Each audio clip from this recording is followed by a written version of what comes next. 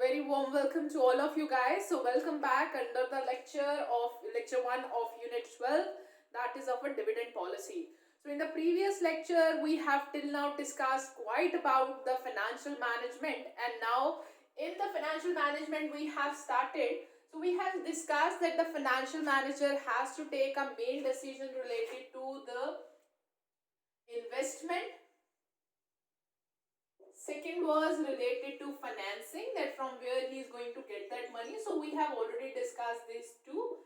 Third is he has to get the information or get the decision related to working capital management, which is basically the liquidity one. So we have already done with that also, and now we have left with the last decision, that is a dividend decision. So this is the fourth decision, or you guys can say third decision, which any of a financial manager has to take in their working. So now this is the chapter, that is a dividend policy, that what are the different. So in this the objective of this chapter is to define what is a dividend policy is, and discuss the determinants of the dividend policy and the different kind of a dividend policy that any of the organization who is working can follow. So now along with that, you guys can see that we have already done with these and deals with these three, you guys can say these three working of any of financial manager, and now we are on the fourth decision, fourth and the last decision of any of financial manager has to take, which is related to the dividend distribution. So this is what we are going to discuss under the 12th chapter, unit 12, that is a dividend policy. So let's start with it. So finance is lifeblood of the business, without which any firm cannot promote, maintain, expand and achieve its predetermined objective. Whether it is a big, medium, small, it needs finance. Profit is a primary motivation force for any economic activity. A business enterprise, essentially being an economic organization, it has to maximize the welfare of its stakeholder or the shareholder. To this end, the business undertakes has to earn profit from its operation. The profit is the excess of the revenue over the expenses on conducting the business operation. In fact, the profit are useful intermediate beacon toward which a firm capital should be directed. In this connection, the profit cannot be ignored, since it is both a measure of success of a business and a mean for the survival and growth. Certainty, profit growth coupled with high level of profit and ability to maintain a reasonable profit will help toward ensuring the shareholder receive an adequate amount of dividend.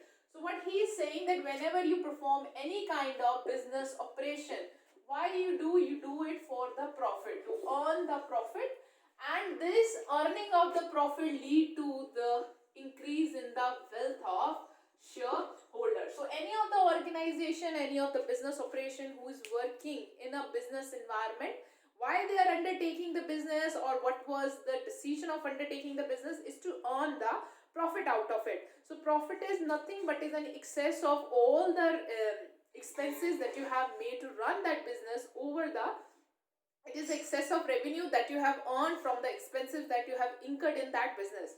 So means whenever an organization is growing and they want to maintain a reasonable profit, which will help towards, so means whenever they have to earn the profits or to consider the profit, so the profit is to be considered will be of such which ensure the shareholders to receive an adequate dividend, preserving the asset worth of the business. So net worth of the business is preserved, generating a sufficient cash flows out of the profit to provide a capital for expansion and growth also. So means when we talk about the profit in the organization, an organization, any of the organization who is working, they have to generate sufficient profit so that they can provide an adequate dividend to the shareholders also. They are able to maintain the net worth of the organization so that the market price of the shareholder is also maintained. They are able to generate enough cash out inflows also, so that any kind of amount required for the expansion and the growth of the business could be made, and providing fund for the research and the development of a new and improved project to replace the existing one, or to modernize the firm, or to take the firm toward the new thing. So we have already discussed quite about the things that is related to that why we require the profit, and the main thing that we have discussed in it that we require the profit because we have to make some kind of payment to the shareholders or the stakeholders. Why? Because they have invested in the organization and we have a need to make a payment to them. So that payment that you are making to them is called a dividend policy. So let's discuss what the term dividend refers to. So the term dividend refers to the company's net earning that is paid out to the equity shareholder.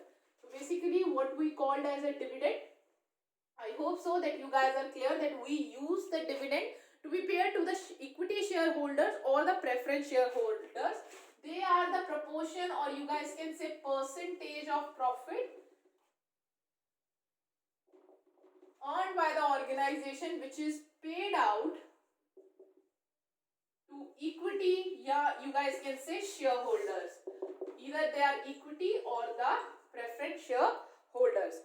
Not to the preference shareholders. Here he is considering the dividend for to the equity only, not for the preference shareholders, since they are entitled to have a fixed rate of a dividend.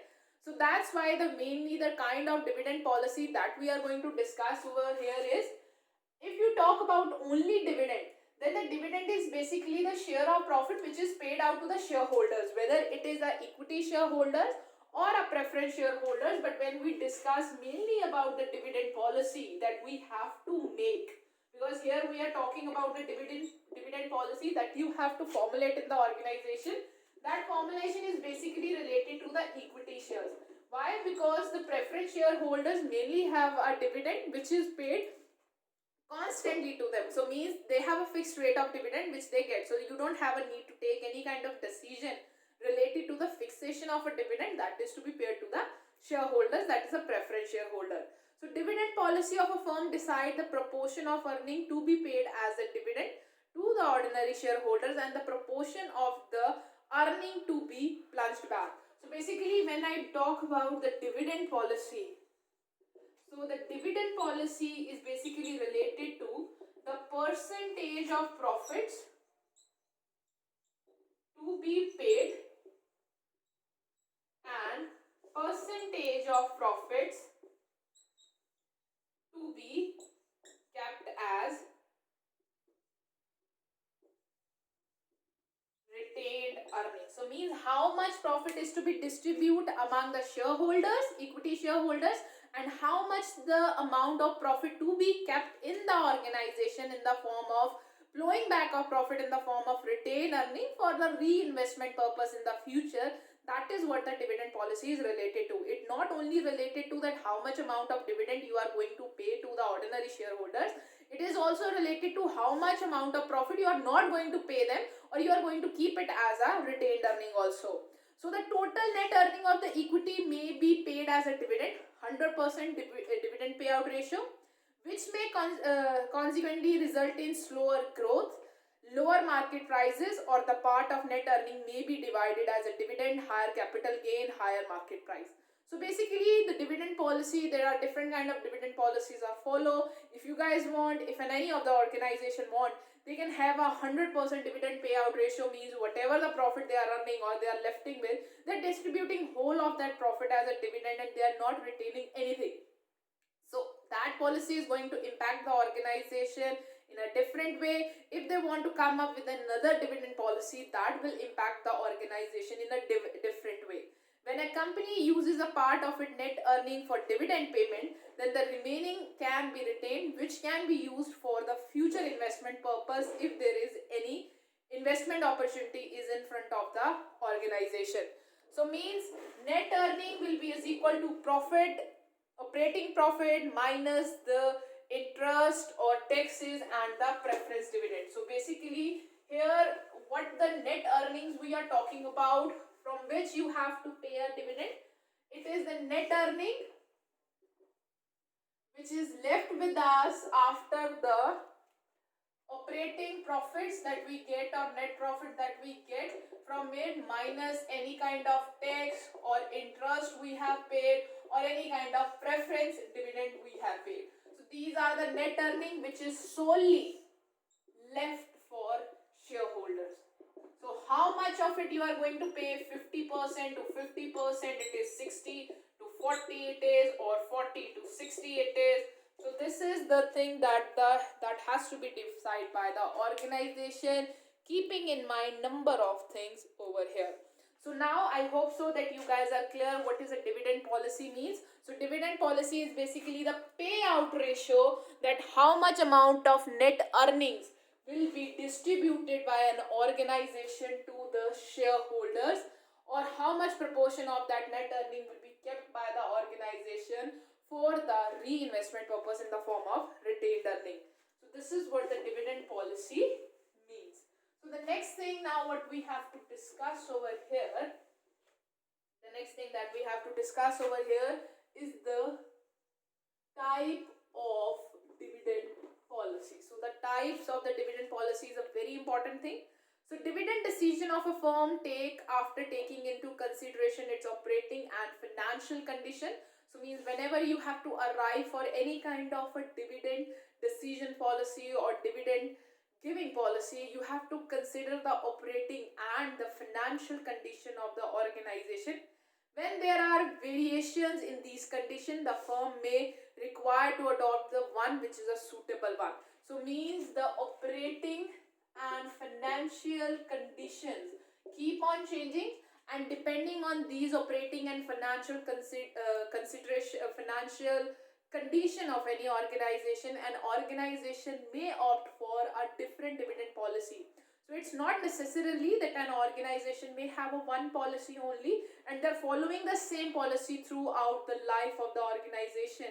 The organization can follow a different kind of a dividend policy depending upon their financial condition or the operating condition in which they are operating. So basically they have to adopt the one which is more suitable related to their present condition. Which are the different type of dividend policy which is available with the manager. These type of dividend policies are as follow. So the first dividend policy that we are going to discuss is a stable dividend policy. So this is the most simplest form of dividend policy that is there in any of the organization which can follow. That is a stable dividend policy. From the name itself say that in this dividend policy, whatever the dividend is paid throughout the year, that will be of a same amount or of a same proportion. The term stable refers to consistency. So here the stable means consistency. It is a consistency policy or lack of variation. So there is no variation in the term of dividend payment. So means every year like they're paying 5,000 rupees as a dividend, or they are 50% of earnings as a dividend. So means this is a stable dividend policy. There is no much variations are there. So the stable dividend means payment of a certain amount of a dividend regularly. So mainly when we talk about a stable dividend policy, it means payment of a certain amount every year, payment of a certain amount of dividend every year. Like shareholder every get rupees 50,000 as a dividend. So means rupees 50,000 they will get every year dividend irrespective of the earning of that organization. The organization may have earned larger amount of profit in that year, but still the shareholders will get a same amount of dividend, that is rupees 50,000 per share. So this is what it is related to a stable dividend policy. So let's discuss the first thing that is over here under the stable dividend policy. The first thing that we have is a constant dividend. Constant dividend per share. So constant dividend per share. So this is the first type of policy that will come under the stable dividend policy. So a company that follow this policy will pay a fixed amount per share as dividend. For example, rupees 10 per share. So this is a stable dividend policy. So rupees 10 per share on the face value of share of rupees 100 each. So the level of earning will not affect the policy. So no, in this dividend policy, what is the level of profits, or you guys can say earnings are there, it will not affect the dividend. For example,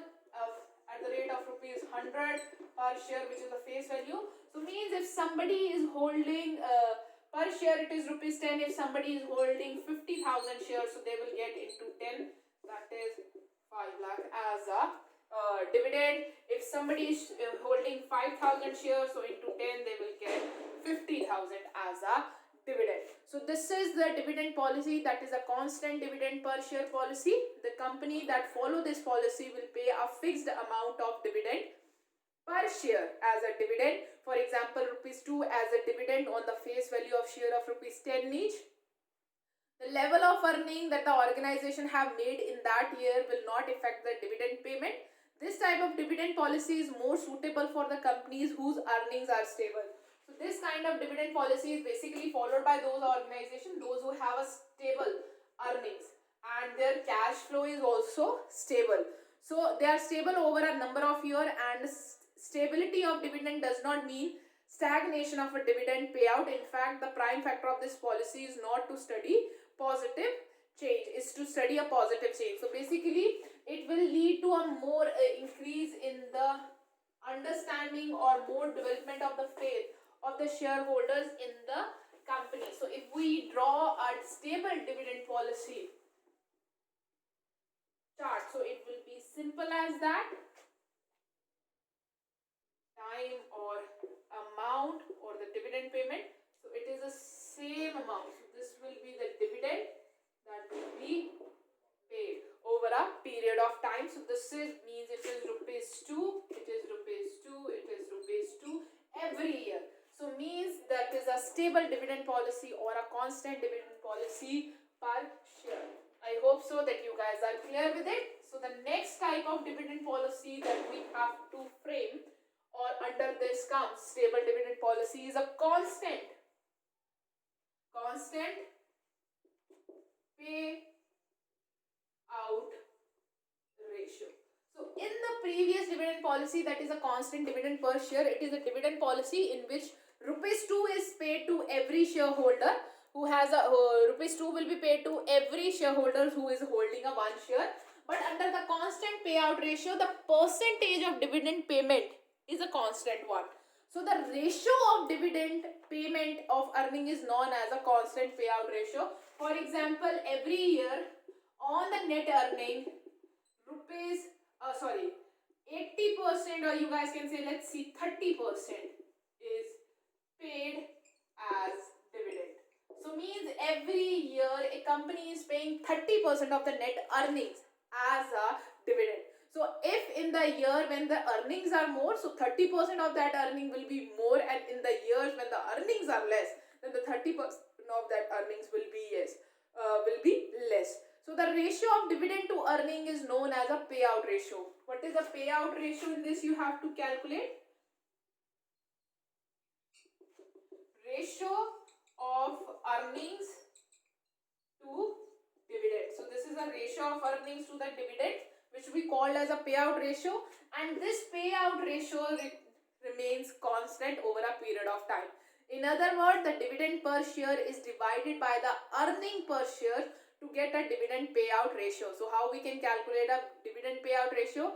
Dividend per share divided by the earning per share. It is also known as a constant percentage of net earning policy. This policy is a fixed percentage of earnings are paid out to dividend each year. Here the ratio is fixed, or you guys can say constant. So this ratio or the percentage is fixed. The amount is not fixed, and this, when you will calculate the amount will change in the proportion of a profit. So this is what it is related to the constant payout ratio. So if you have to draw the chart of a constant payout ratio, so under the constant payout ratio, the chart of dividend will be like this.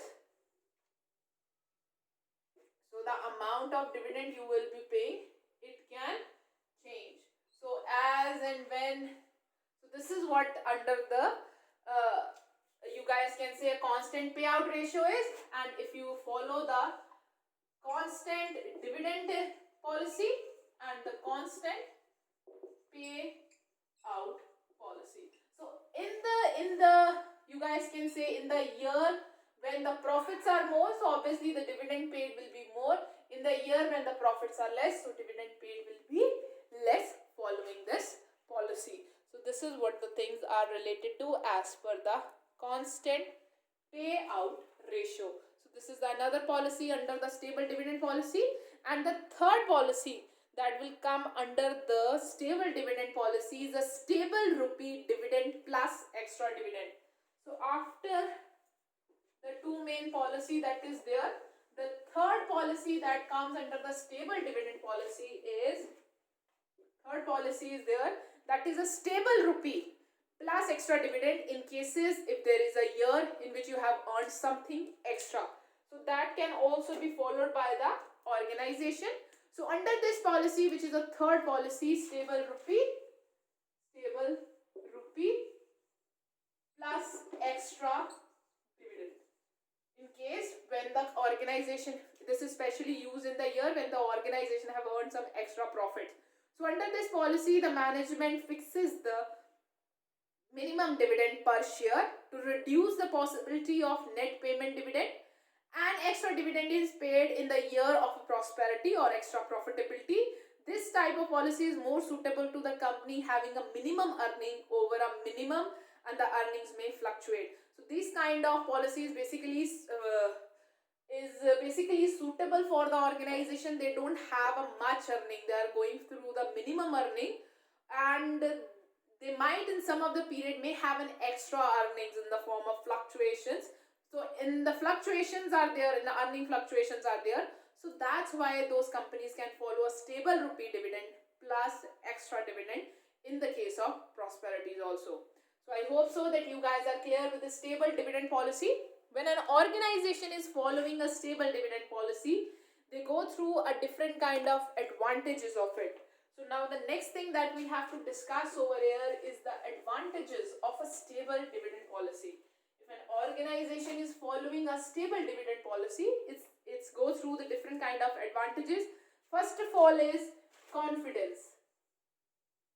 So if an organization is following a stable dividend policy, it helps to build the confidence of investors in the company. So its first point of advantage of following a stable dividend policy is building the confidence among the investor. So the payment of a stable dividend may help the company in creation and building a confidence among the shareholders with regard to regularity. Because a company is following a stable dividend policy means every year it is paying a same amount of dividend or same percentage of dividend. So means the shareholders are very much sure of it that they are going to get yes a certain percentage of profit, and the dividends are very regular to them. So it helps to boost the confidence of the investor in the organization, and most of the investors who want a stable earning, they invest in that company. So company that follow a stable dividend policy will not change the amount of dividend even though there is any variation in its earning. Thus, when the firm of a company go down, the company does not cut the amount of dividend, but to its respect present investor very bright future. Thus gain confidence of the shareholder. So means under the stable dividend policy, it helps to build the confidence of the shareholder in the organization, because the organization is not cutting into their dividend, even not depending upon the earnings they have. So that's why it helps to build the confidence or boost the confidence of the investor in the organization. So this is the first point, building the confidence of the investor in the organization. Second is investor desire for current income as per the desire of investors. So there are some investors who desire that the company should make a regular payment to them, because everybody likes to have a regular source of income. So that's why some of the investors make investment in the organization only to have a regular income from here. A company may have many investor categories, and of them a few group of investors depend upon the dividend income to meet their proportion of living expenses. So the investor group, which may include old or retired people who require the current income to meet their living expenses. So for those kind of investors, following a very stable and a regular dividend policy is a very good thing. So a sharp change in dividend income may create a need to sell the shares to get the funds in order to meet their current expenses. So for those kind of investors, depending upon the desire of investors, basically a company can choose that whether they should go for a stable dividend policy or not.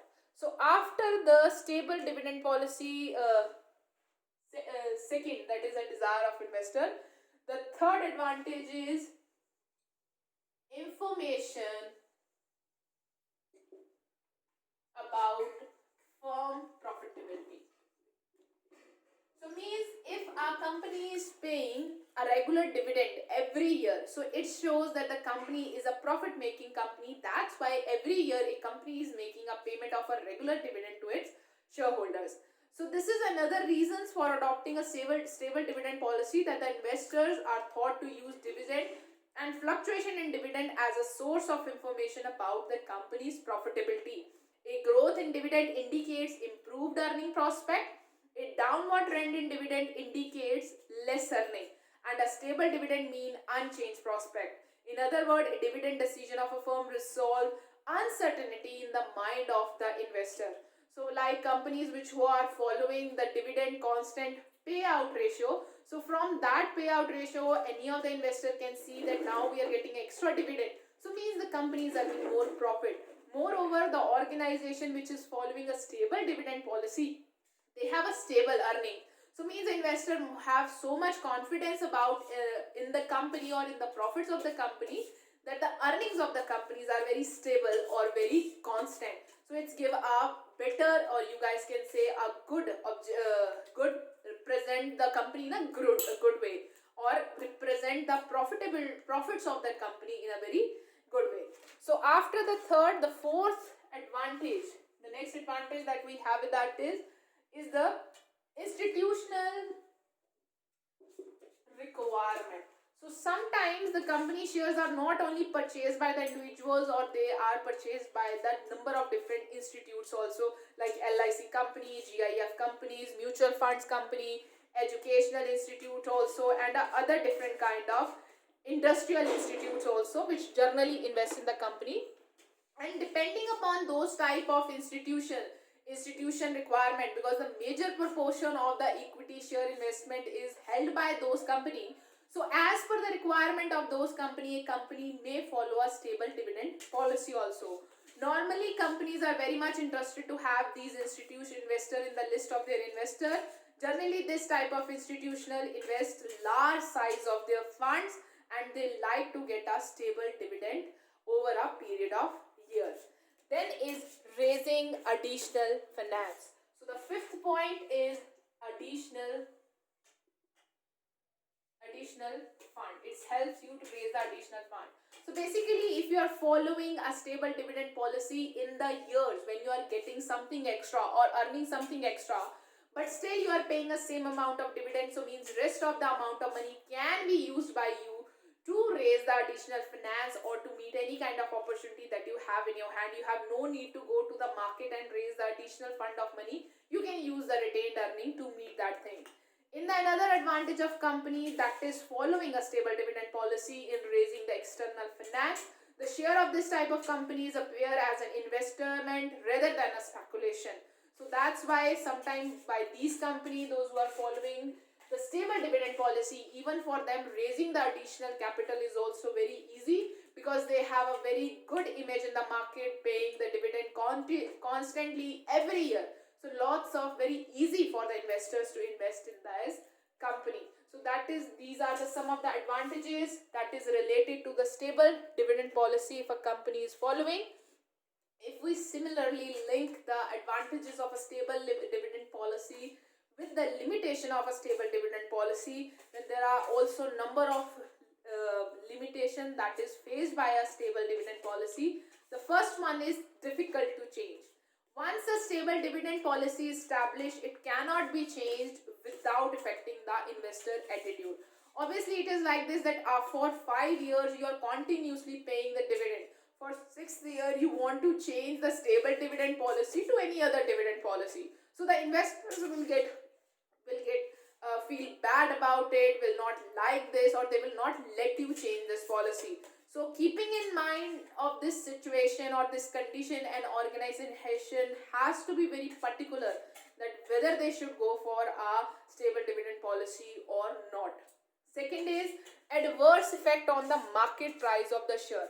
Following a stable dividend policy does not have a quite a good impact on the market price of the share, or you guys can say the market worth of the organization. As we have discussed in the advantage about the investor desire for the current income to meet their living expenses, the investors who prefer or depend on stable dividend may feel bad when the fund cut the dividend. Consequently, this may sell some of their share. Moreover, if we talk about the investment in the equity share, the more of the investor invest in equity share not for the current income or for the stable income, they mainly invest in the speculative motive. And who don't like extra payment of dividend? So means whenever there will be extra payment of dividend, it generally have a positive effect on the market price of a share. But if company is never declaring extra kind of dividend and every year they are paying just rupees 5 and rupees 10 as a dividend, then it will never lead to the improving the market price of that company, market share price of that company. And third is the long-term effect on the company. When a firm maintain a stable dividend policy in lean years over a period of time, which borrow fund may lead to the death in long run. So basically, in the long run, it may also affect the company. For example, if a company is following a stable dividend policy, so in a period of year, in the period when the profits are low, when the earnings are low, they again have to pay a same amount of dividend because they are following a stable dividend policy in that year, but they don't have profits for the same. So in that case, they might have to borrow the money, which will create problem for them to get the money and to pay it out as a dividend. So this is what the things are related to an stable dividend policy. So the next thing that now we have to discuss is the other type of dividend policy which may organization follow in the working. So the next we have is irregular dividend policy. So as the name is saying, it's an irregular dividend policy, means the dividend will fluctuate as per the requirement. So in this case, if you have to draw the amount of dividend, the amount of dividend may go like this. So this is how the dividend may go. In some of the years stable, then it's increased, then it may reduce also. So this is an irregular dividend policy. The irregular dividend policy means an organization paying a different amount of dividend every year.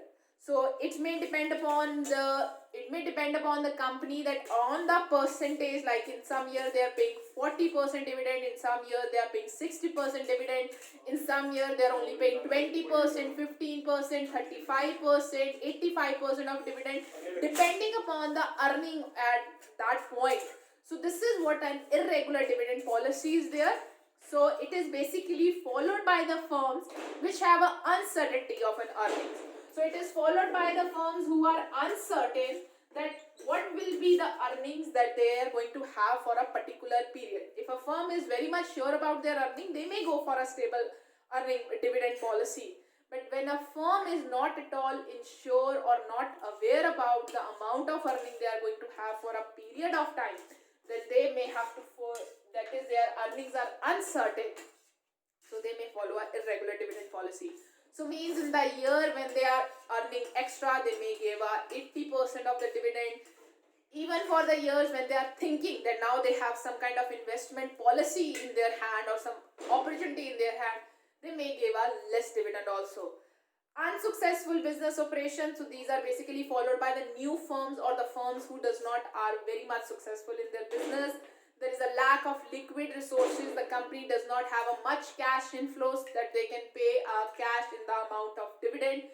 Fear of adverse effect of a regular dividend on a financial condition of a company. So these are the things which is related to the irregular dividend policy, where the dividend are not paid at a constant rate but paid according to the financial situation of the company, depending upon what is the future is holding for them. So generally the growth companies or the new companies follow the irregular dividend policy when they are not certain about the earnings of the company and the future of the company. So after the irregular dividend policy, the next kind of policy that we have is a no dividend policy. A company may follow a policy of paying no dividend to the present investors because of its unfavorable working position or account of requirement fund for future expansion or growth. So generally a very new companies, those who are new ventures, they follow a no dividend policy, means they will be paying no dividend to the shareholders, depending that they may require a fund for the future requirement, for the future meeting or grabbing some opportunities or growth. So these are generally followed by the organization which are very much new into the market, following a no dividend policy. So I hope so that you guys are clear the different kind of dividend policies that we have with us, and how they are used and how they have a different kind of impact on the organization. So the next kind of a dividend policy that we have is a residual dividend policy.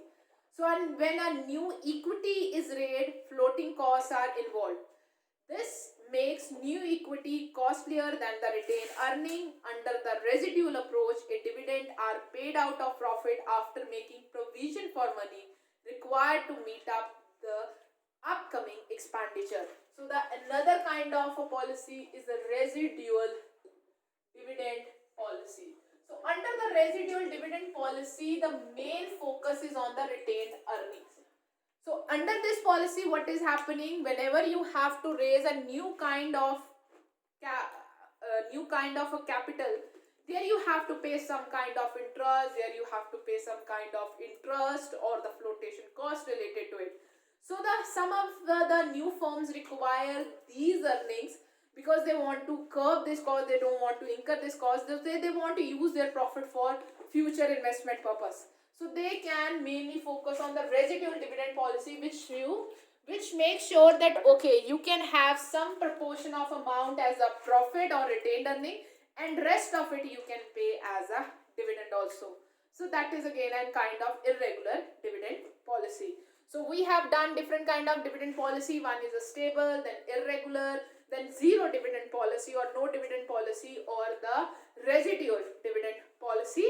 So the next thing that we have to discuss now is the determinants of dividend policy. That what are the factors that has to be kept in mind when an organization is going to decide that whether they go for a stable dividend policy, whether they should go for you guys can say they should go for no dividend policy or irregular dividend policy.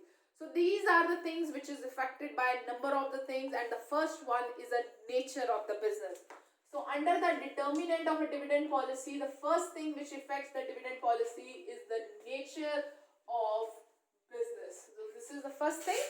So the nature of business has an important bearing on a dividend policy. For example, an industrial unit that are having a stability of earning may formulate stable or more constant dividend policy than those who are unstable earning, because they can predict easily their earnings. A firm that are involved in necessities suffer less from a stable income than from the firm which are involved with the luxury good.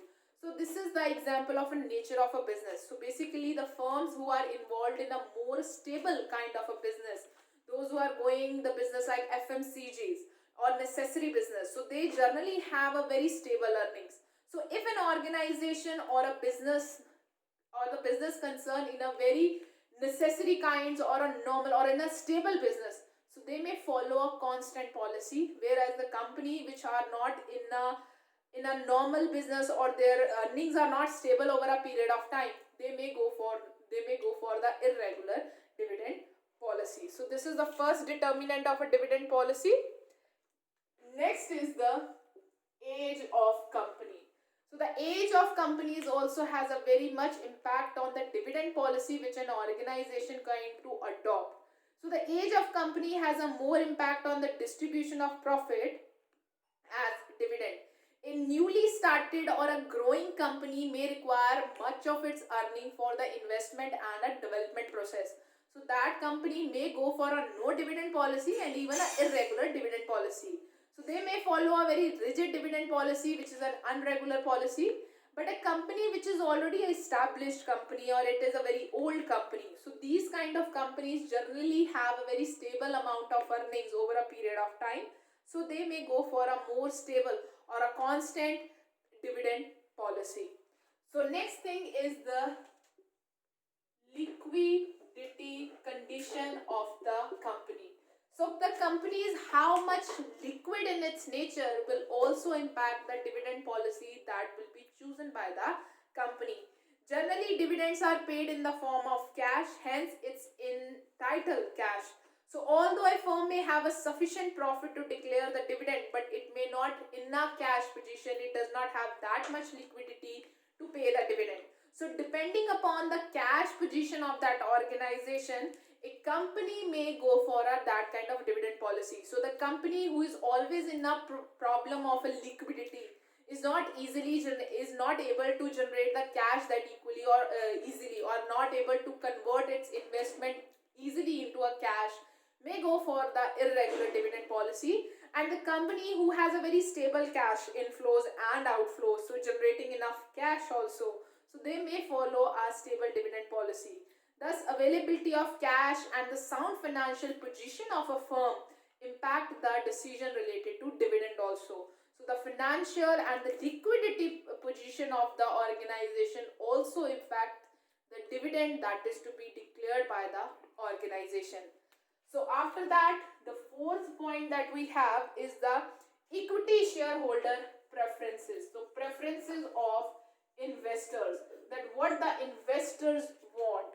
So an organization can't decide the dividend policy on its own. The dividend policy has to be decided by the members of the company also, so they have a saying in that. So their preference has to be kept in mind whenever an organization is going for the decision related to the dividend policy. Legally, the board of director has discretion to decide the distribution of the earnings of the firm.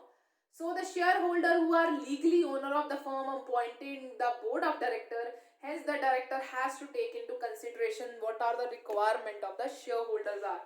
So you guys must be aware about the annual general meeting. So in the annual general meeting, the board of director has to show about what kind of dividend policy they are going to declare, and the members can represent themselves over there, and they can decide and they can represent that what amount of or what kind of dividend they want, whether they want a dividend that is stable or the other kind of policy for the dividend they want.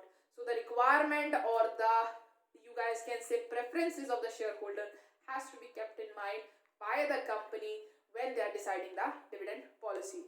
Next is the legal rule. Legal rules. So there are so many rules that are followed or are there that is applicable on a company depending upon the dividend. So legal rule restriction are significant as they provide framework within which a dividend policy can be formulated. In other words, if dividend policy of a firm has to be equal to the legal framework and the rules and regulation.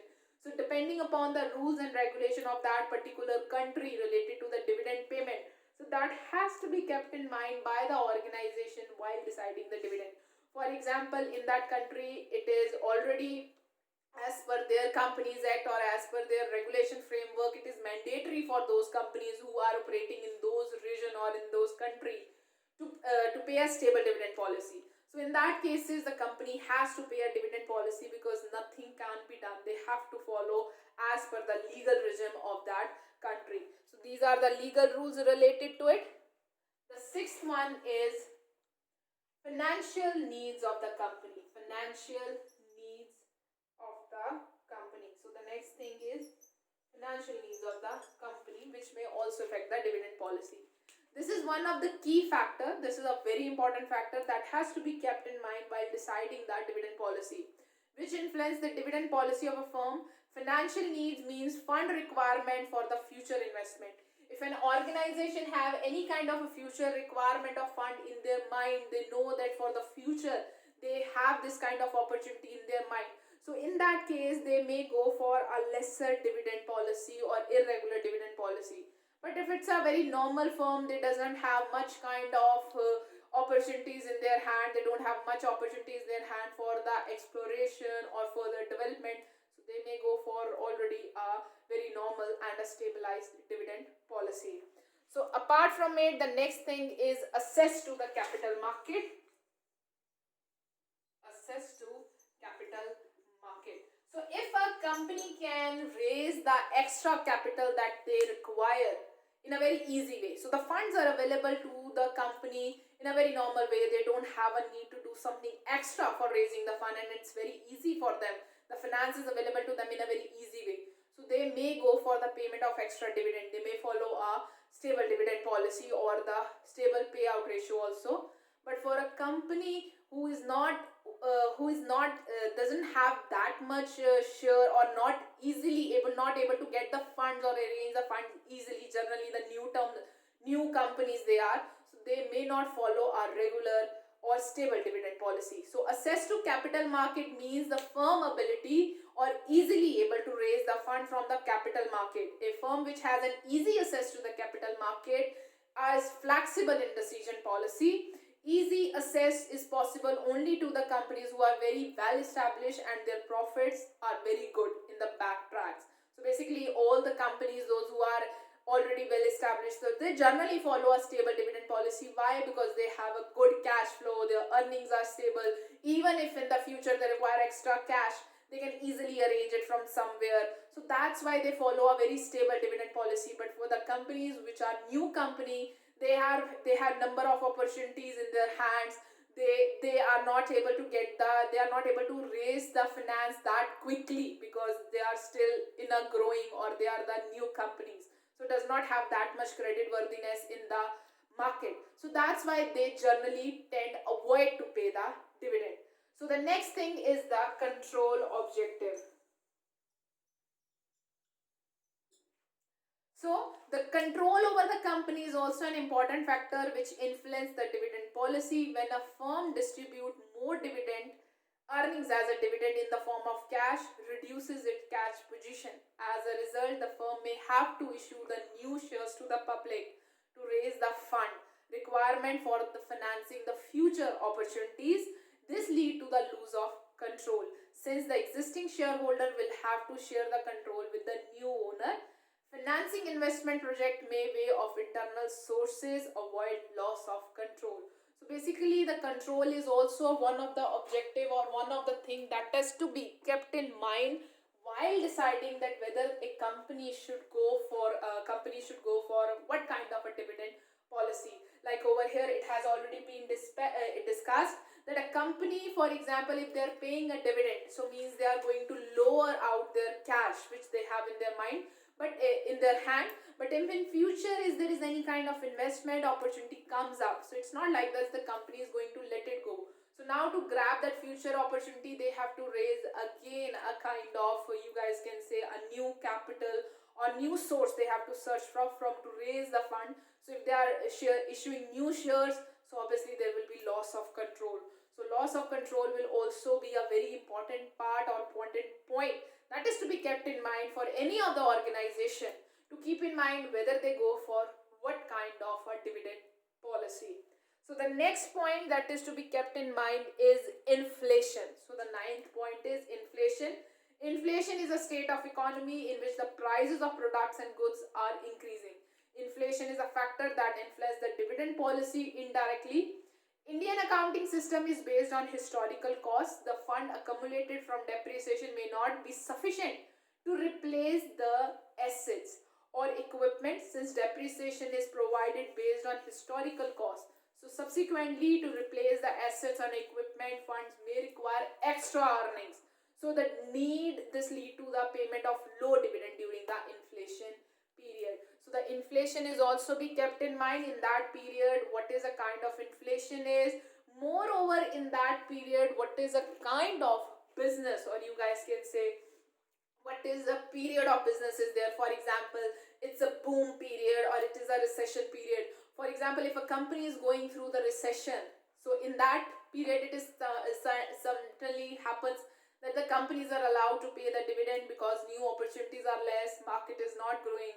So a company can go for the payment of a dividend. But in the cases of a boom period, a company may try to retain more of the earnings because they want to invest in there are more opportunities are there, and they want to grab have it out.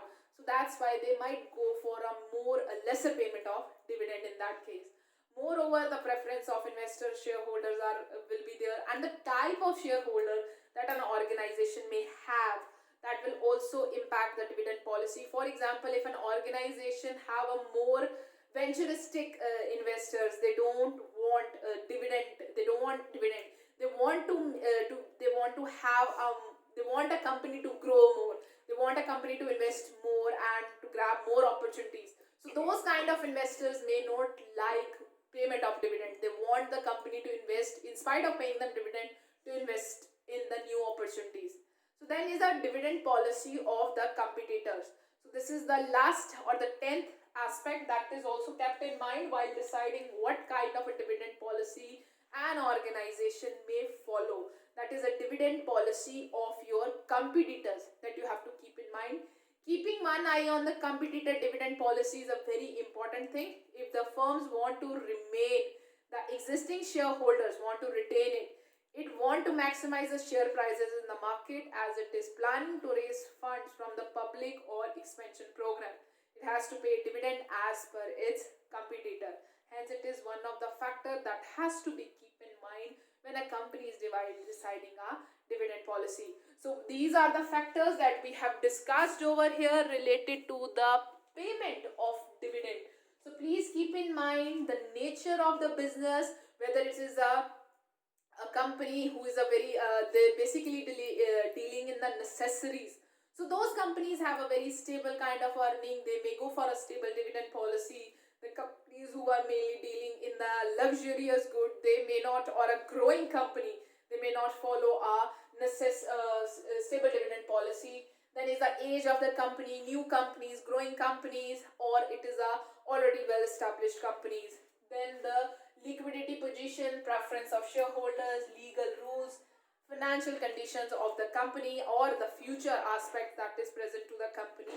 Over there, these all things depends or decides the dividend payout of the organization. So the term, I repeat again, let's give a simple review to this chapter. So the term dividend refers to the proportion of company's net earning that is paid out to the equity shareholders. Or you guys can say the dividend policy is basically the policy related to the proportion of the net earnings to be paid out to the equity shareholders we are talking about, not preference shareholders. I repeat again. Why? Because preference shareholders get a fixed rate of dividend, and the proportion of the net earnings to be retained or to be plugged back in the organization, that is what the dividend policy is related to. So there are a different kind of dividend policy that can be formulated and that can be followed by any of the organization, depending upon the different kind of situation or different kind of impact or the financial condition or different determinants that is to be kept in mind while deciding the dividend policy.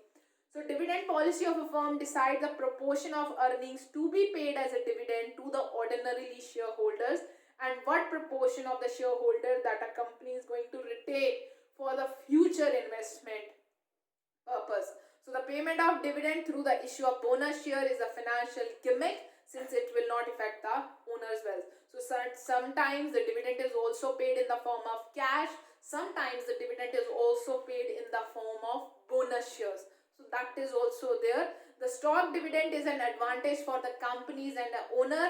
The stock dividend is also beneficial to the owners by tax saving, indicator of future benefit, and psychological value. So means when we talk about the dividend payment, so dividend payment can be in the form of cash payment also, and can be in the form of stock payment also. That is in the form of bonuses. That is a bonus share. So whenever the company is going for a stock dividend, that is also very financial gimmick or financially beneficial for the organization.